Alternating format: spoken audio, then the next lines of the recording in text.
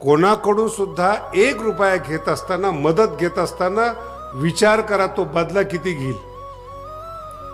कधी लक्ष, मानवी जीवनातला सगळ्यात उच्च सिद्ध, उपाशी राहा पण हलकट माणसाचं घेऊ नका. ही भारतीय संस्कृती.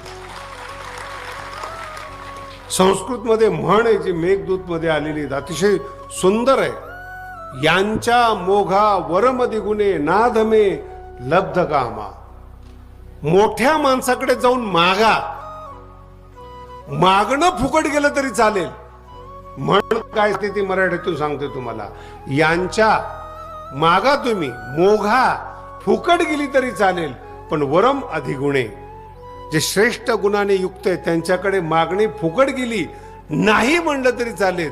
ना धमे लब्ध कामा.